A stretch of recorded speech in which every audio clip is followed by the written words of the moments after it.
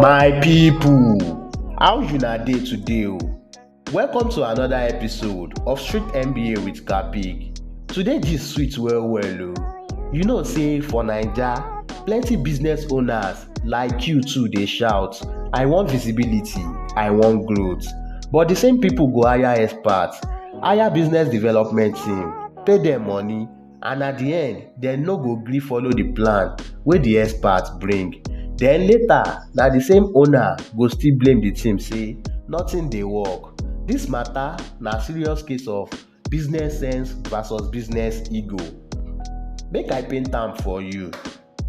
Imagine say one fashion designer for Abeokuta hire small business dev team. The team do their research, dem study her market, dem check which designs dey sell for her area.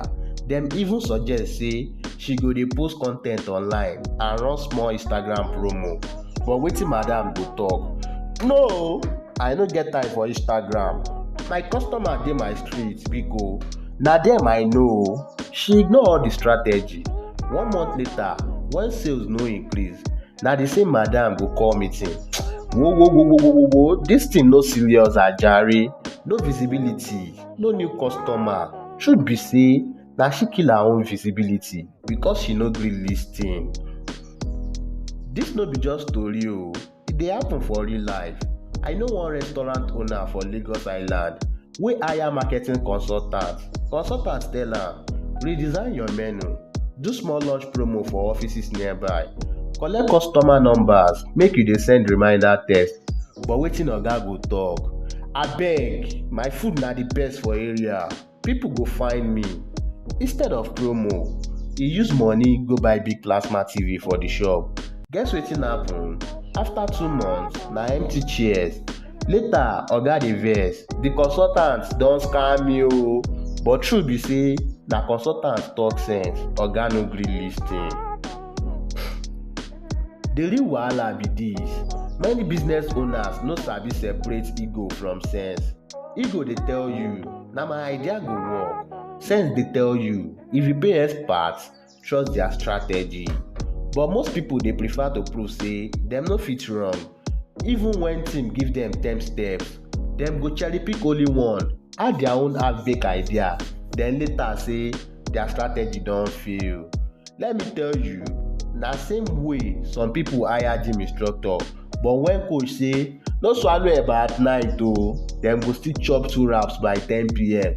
Later, dem go complain say body no dey change. Who dem wan blame biko? Make you blame your eba o. My people, here na the Street MBA with Kapick take away.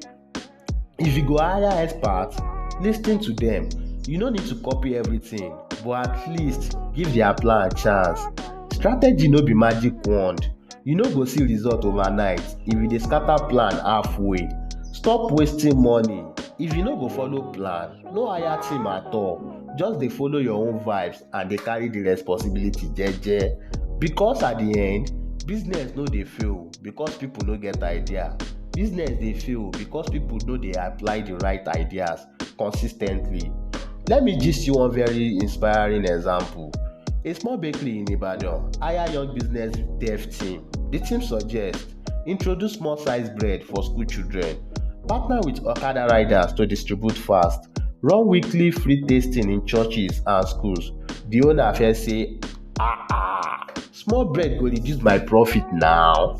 But later, he humble himself and follow the plan. In 3 months, the bakery double customer base because children dey beg parents for the small bread. Now, that bakery dey supply across 4 neighborhoods. Why? Because the owner put ego aside and trusted the experts. That's the difference between growth story and failure gist.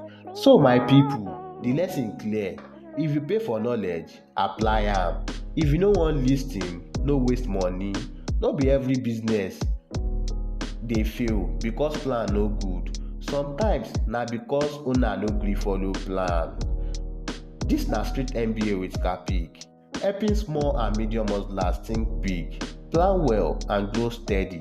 No just hire team for show. Lis ten, apply, grow. Do not forget to subscribe for more hustle wisdom, and abeg share this with that your stubborn oga wey dey always say I sabi pass my team. Apply the lesson learned for today.